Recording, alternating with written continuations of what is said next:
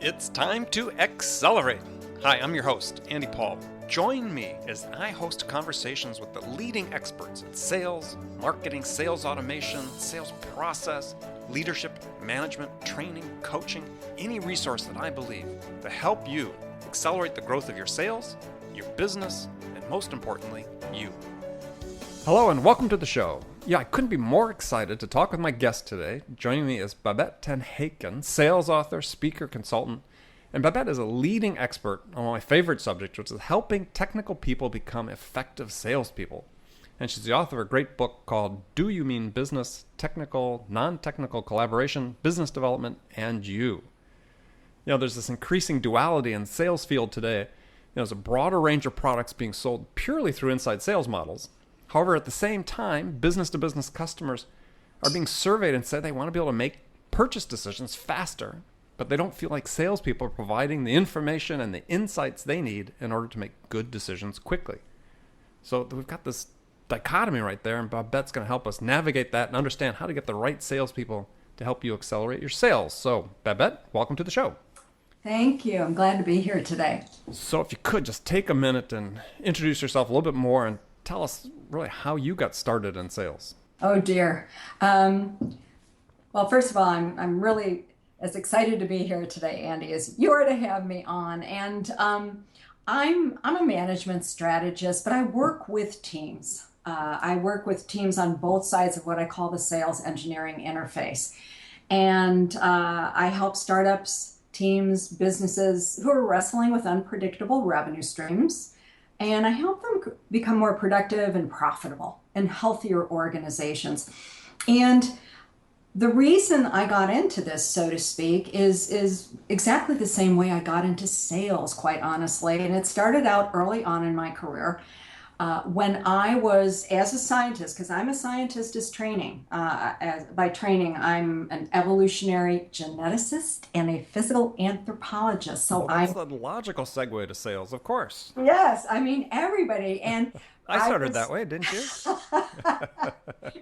Well, I was gregarious, as you may not be able to guess.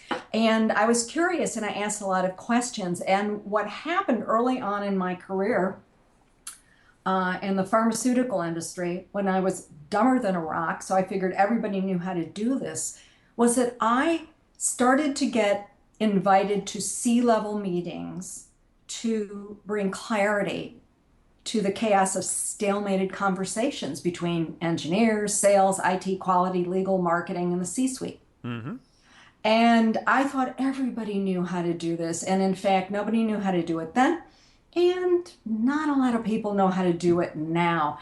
But my curiosity and my willingness to give myself permission to not know stuff and to take risks and identify resources to seek answers to questions and to personally invest in myself, three of those things kind of led me on this path to where I am today, and I got a lot of training and certifications in a lot of technical areas because I was curious to learn more to help facilitate the conversation, to make it easier. Mm-hmm. And it's just been a fascinating journey. And I think with what we're reading a lot about, of course, with change, with a big C, but the thing is, it's with change management, but with change leadership, well, that's something I guess that I've been doing for about 25 years. And so, it's my honor to have been a lifelong member of that movement and to be talking to you about it today.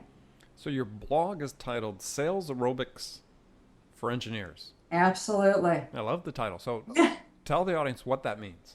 And that title does a little right brain, left brain thing with you, doesn't it? Well, I'm thinking of Jane Fonda with a pocket protector. Something like that. And really what it is getting your brain to think on both sides of the business table. There's a really neat saying, it's kind of a product of Japanese management philosophy, but it's depending on where you sit around the table, everyone sees and hears and speaks about the same thing differently. Mm-hmm.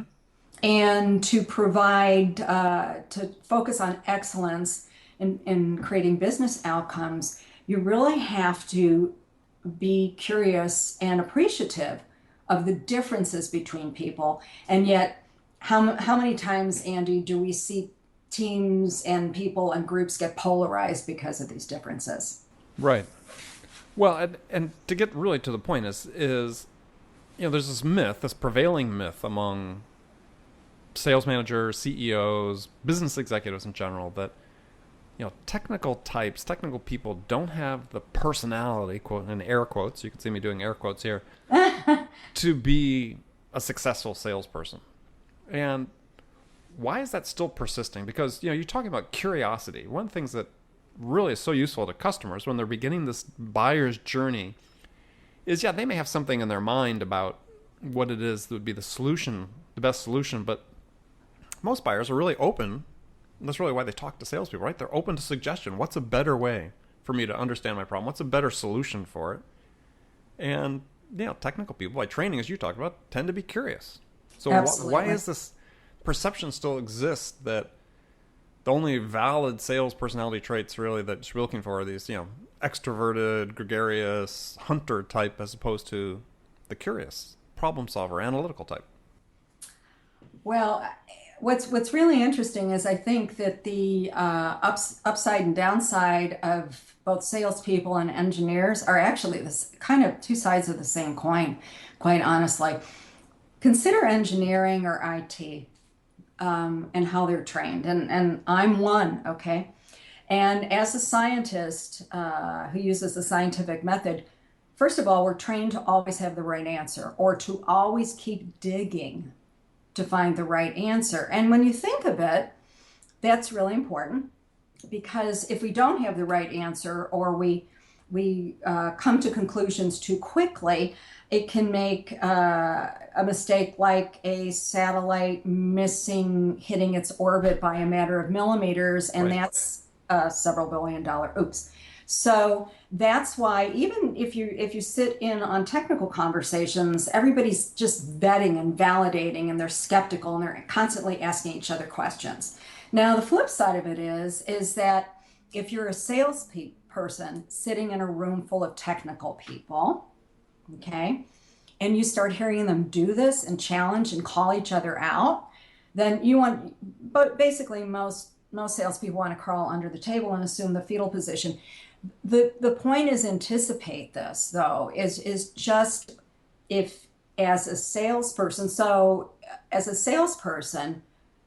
when you are working with technical decision makers, a lot of times you are so intimidated by the questions that they might ask you that you freeze. Mm-hmm.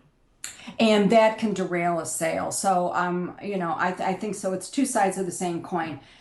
One of the reasons that engineers or IT people tend to have this misperception that they're not going to be very good salespeople is that they rush to find solutions quickly, and they rush to nail down and pinpoint people down towards specifications that they can design against. But when you think about it, Andy, how many sellers also rush the sale because somebody said some sort of a trigger phrase Mm-hmm. that they had Exactly. been trained to listen to, and all of a sudden it's like, ooh, ooh, it's sort of like squirrel, and all of a sudden, I love that movie. I love that movie, and it's like all of a sudden they're rushing off to close that sale when in fact, both sides of the coin, engineers or salespeople, if you stop to listen and start to ask more questions and bring everybody in, the scope of work could actually be 4 or 5 times larger Mm-hmm. than you narrowed it down to. So I think, quite honestly, it's really a question of getting both salespeople as well as technical people to just stop getting excited, stop trying to have an answer or sell a solution, and start to listen, because my phrase is root causes have really big contexts. Yeah. Yeah, well, I think your point is, salespeople oftentimes, you're right, they have a trigger word, they look on their list of standard questions, and it's like, oh, aha, right? I mean, if they say this, then that. But I found that one of the keys to, I mean, to me, I've worked in technical fields most of my career, and I'm not technical myself. And that's really where I sort of became sensitized to this problem, because, to me, it always seemed hugely inefficient to send me out with a salesperson glued to my hip, or a technical person glued to my hip when I'm going out on sales calls. When it's like, oh, well, one person could do the job of two here. And it seemed like the benefit working with the companies I was able to attract technical people into sales was that, you do start compressing that sales cycle in general, because they can help the customers find a better solution more quickly. But the key was getting them to think about selling as a service as opposed to something they impose on the customers. And that's just that misconception, again, that exists on the part of so many technical people is, the sales guys are out of control, they're selling stuff people don't want. No, I mean, absolutely. I work a lot with startups and entrepreneurs as well, and so and I teach a couple courses as well on this to innovators. And what's real interesting is when these very, very bright people are charged with calling up potential buyers on the phone, their conversations become almost like a caricature of a salesperson. And I think the worst thing in the world you could ask a technical person to do is sell, because they didn't go to school to sell. They went to school to be the smartest person in the room. Well, sometimes the smartest person in the room sells. They just have excellence in sales skills, and they're a lifelong learner in that respect too. They're kind of PhD salespeople. But you don't even know that they're selling, because it really sounds like an organic and natural conversation. So, and to me, Andy, that's the future of sales anyway, is this hybridized seller. Well, I agree too. You brought up a really interesting point, because one of my great frustrations is that so few salespeople are making that self-investment in continuous learning. Absolutely. If you ask during an interview process, you ask a sales candidate, what was the last sales book you read? My experience has been that, 90% plus of the cases, there's no answer, right? Yeah. I haven't read one, let alone, I know Jill Conrath talks about, she likes to ask, what have you read in the last 30 days? Well, hey, that's even harder to answer, right? Because if they can't answer 9 at all, let alone the last 30 days. And I see this as sort of a trend. That's another reason why I'm always a big advocate of getting, as you said, sort of the technical, engineering, IT people in, because they are lifelong learners. They know that they need to learn to stay abreast of all the developments in their field. But the sad thing is, sales is no different. I mean, sales is changing so rapidly. Salespeople should have that same motivation. Absolutely. To invest. I couldn't agree with you more. And I see the same problem. There are people there are sellers out there that are waiting for their companies to invest in themselves, to the point where they can't pay $20 for a book. Yeah, well, they think it's the company's responsibility, and it's really not these days.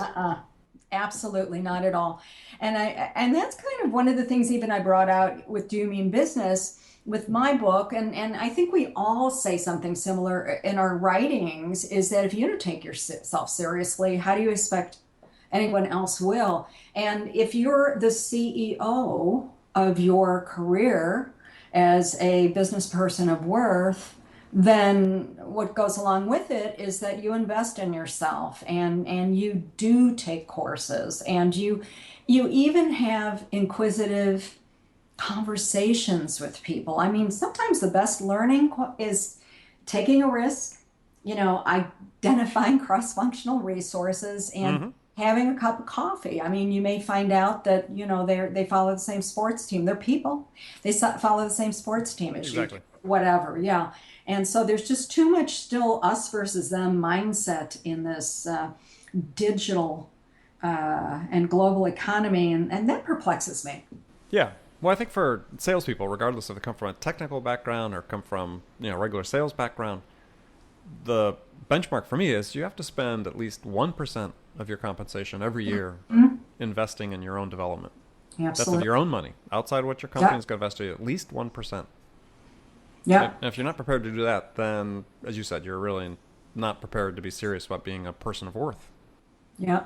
I mean, the best investments that I ever made in myself were a while back, but they were critical courses that I took. I mean, Deming Mm-hmm. himself trained me in total quality management. It was one of the last classes that he ever took. He passed, or taught rather, he passed away shortly after it. And it was kind of one of those who knew. Mm-hmm. But as I sat in that course, my brain just completely expanded, and it was like this huge aha moment. And it was like, "Oh, now I know what I want to do because it's what I already do. It's how I already think. I didn't know there were other people like me out there." And it was one of those things. And unless you experiment and unless you invest and take those risks in yourself, you're never going to find out. You're always going to be labeled by somebody else. Right.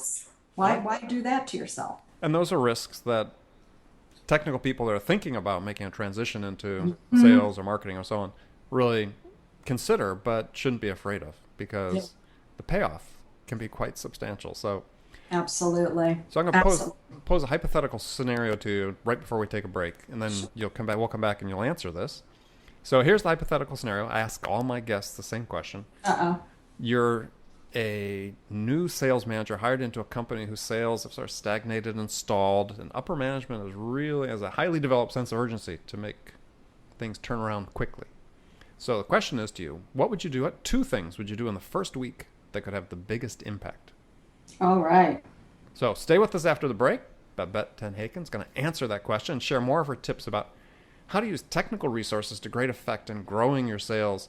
And specifically, we'll talk about how to manage, if you're a sales manager, how to manage technical people in a sales role. We'll be right back. Hi, this is Andy. Connect and Sell is used by sales reps at nearly 1,000 companies, including hundreds of technology startups and several Fortune 500 companies, to overcome the challenges of getting prospects on the phone. Companies using Connect and Sell grow their revenues faster by enabling their sales reps to have more sales conversations in 90 minutes than they could otherwise achieve in an entire week. Connect and Sell can be deployed directly to your sales reps, or you can take advantage of their outbound on-demand service, which delivers qualified prospect meetings scheduled directly on your sales reps' calendars. Visit connectandsell.com to learn more about how Connect and Sell can start filling your pipeline today. So, welcome back. My guest today, Babette Ten Haken. You can catch up with Babette online at babettetenhaken.com. That's BABETTETENHAKEN. Lots of E's in there. I know. .com. And so let's talk about the scenario I posed, the hypothetical scenario I posed before the break. You're a new manager, a sales manager brought into a company at 1 week to really start making a difference. What are the two things you do that first week that have the biggest impact?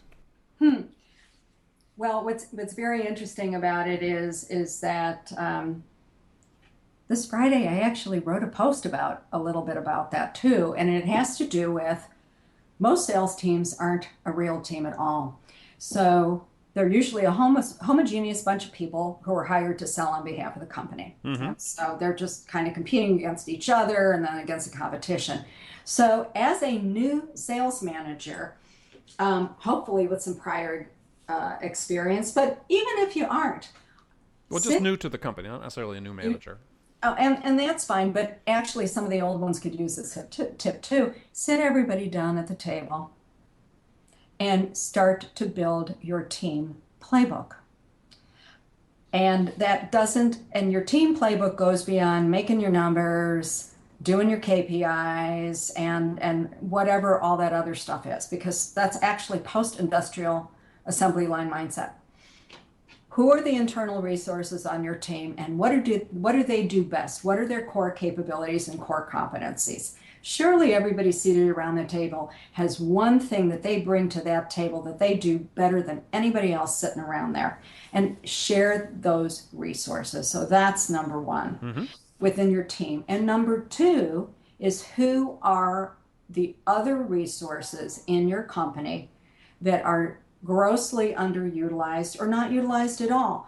And chances are those tend to be your trusty sales engineers or your technical people or the people in billing, people in IT, all the other people that are involved in handling that handoff of your sales contract for execution. And so really what you do is you end up giving everybody in your team some credibility, and they get branded and titled as experts in certain things.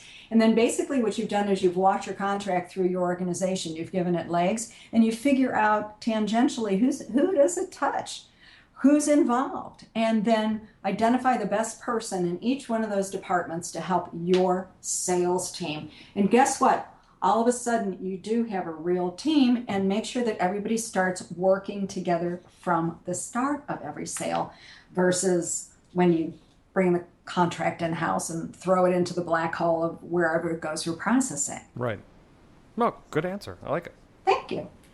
So I want to jump into a question I talked about right around the break is that, so you're a sales manager, you're a sales leader. Suddenly you've got some technically oriented salespeople on your team. How do you manage them differently perhaps than just a regular salesperson that might be on your team? Well, quite honestly, I used to be one of those too. Okay. And it very, very quickly on, most managers discovered that, it's sort of like that life cereal commercial with Mikey. It's like, Babette likes to talk to these technical people. And what needs to happen, I think, is that doesn't make you special. Okay, everybody's special on the team. But what you have to do is start to build patience, because you do have to understand as a sales manager, I think, to have an understanding of everybody's persona on your team, just like you develop personas for your customers, is pretty important. Because what I found is that technical people get it. They get it faster than most non-technical people, and as a result, they become impatient with everybody else. And the repetition and whatever traditional sales training methods. And so making the entire team aware of their own personas and how it adds to hopefully this positive synergy of the team, I think is important. And nurturing technical people, I think you have to get them to pry their hands off the ledge of pride in their technical capability, while you reinforce the fact that selling is a really difficult discipline to gain mastery of, because it's constantly changing, just like science. There is a science, so to speak, of selling. And so I think that will get your technically oriented people inquisitive and curious about learning how to sell appropriately. Now, one of the things that I've experienced that is perhaps one of the biggest stumbling blocks to keeping technical people, especially those that become good on sales teams, is that if they become successful at sales, usually they were awfully good engineers as well, right? Yeah. And what we're talking about when you bring technical people into sales is you're not taking your non-performers in engineering and say, let's go warehouse them in sales because everybody in sales is an idiot. No, you got to take your best people out of your technical field and make the investment, put them into sales, and they'll be successful there. But what I've seen as the problem is that after they're in sales for a little while, they start getting nervous that they're not keeping up with what's going on in the technical field, right? That they're afraid that they're going to fall behind, so they want to go back. Yep. So how does a manager deal with that? That's a really good scenario, because in fact they are, and they are falling behind. But I think what's really important for the manager and even that engineer who sells to understand is the sheer volume of information that shows up in your inbox. There's a ton of stuff I delete just because I can't get to it. So it's impossible to keep up with everything. And the reality is, before they left their IT or engineering discipline, they couldn't keep up with all of it either.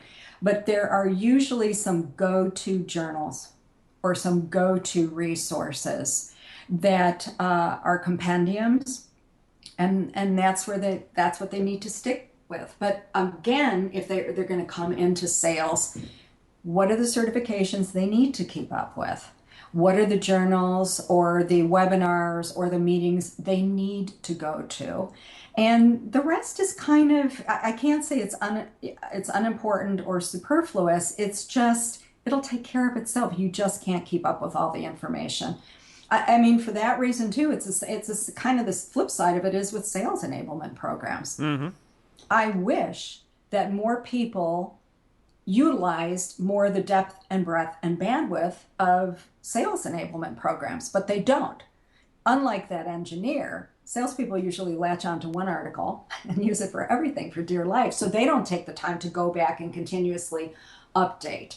And with the engineers, I think that there are forums, there are meetings, there are professional societies, there are a lot of workshops and webinars. And even to invite them to do lunch and learn or to have them bring in some of their colleagues for a lunch and learn session with your team kind of keeps everybody happy and feel like they have their fingers on the touch point of at least current trends.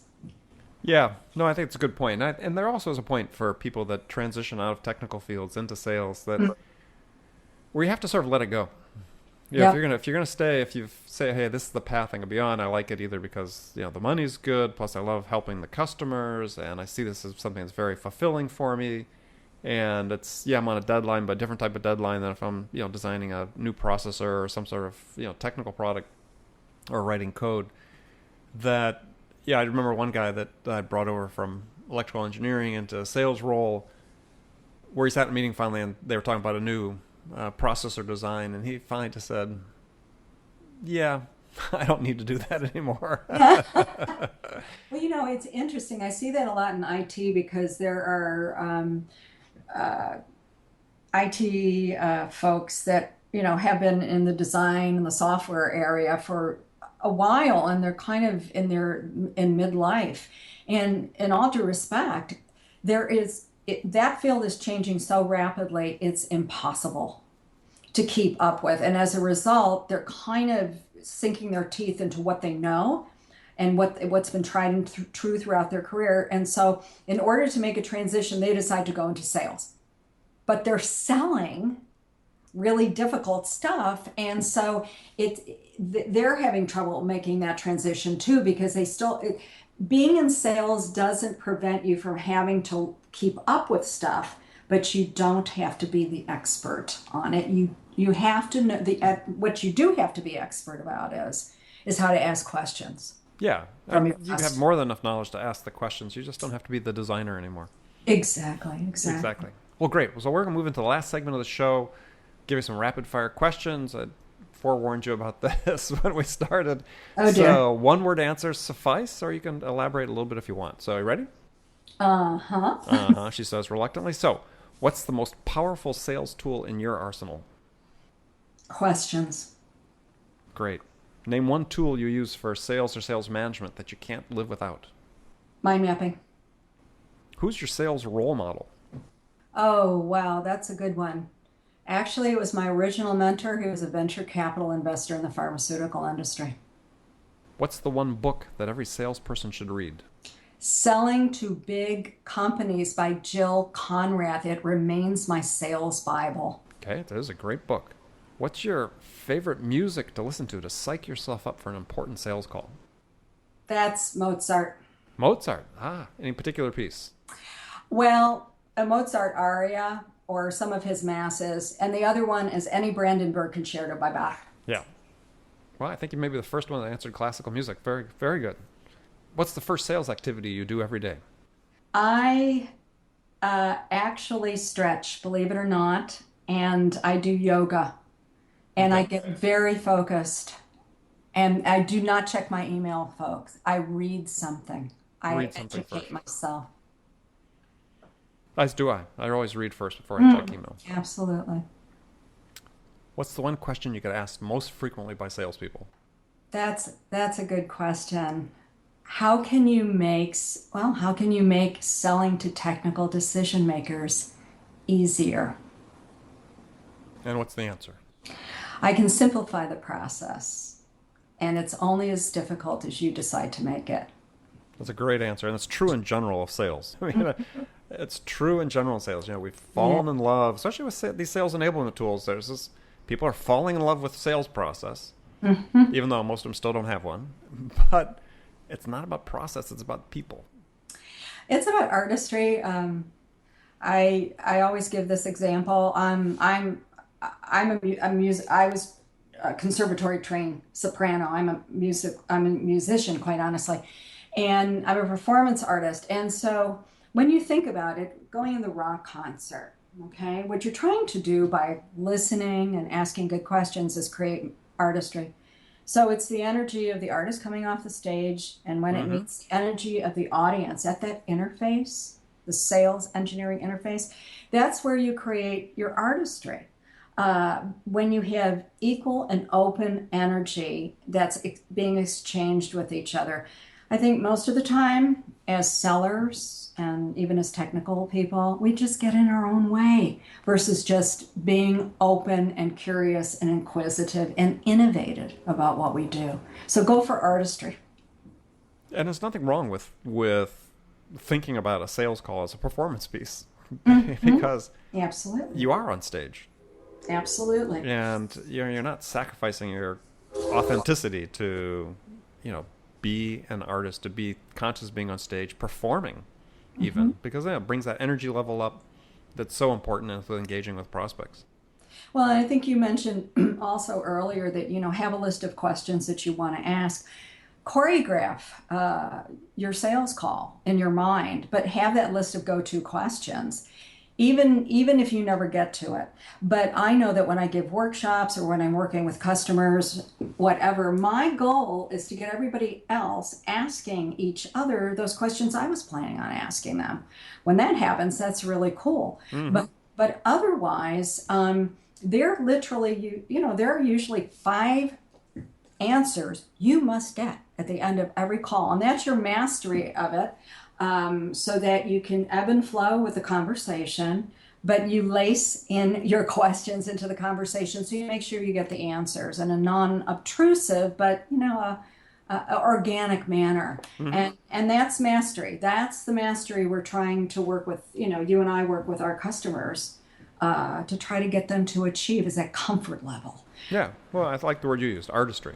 I mean, sales is a craft. It's an art form. Absolutely. And that's why it takes so long to perfect. Yep, absolutely. Well, great. Well, thank you for joining me. My guest today has been Babette Haken, author of book. Gosh, I was blanking for a second there. Do you mean business? Do you mean business? Technical, non-technical collaboration, business development, and you. And Babette, please tell people where they can find out more about you. You can go to my website at babette10haken.com.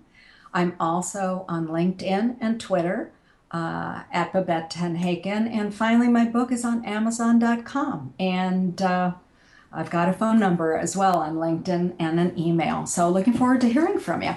Right. And visit my website, andypaul.com/podcast, and you'll be able to get more information about Babette there as well.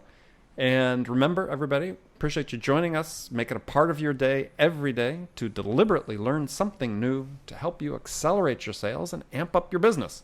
And if you listen to the show today, I trust that we helped you with that. So until next time, this is Andy Paul. Good selling, everyone. Thanks for listening to the show.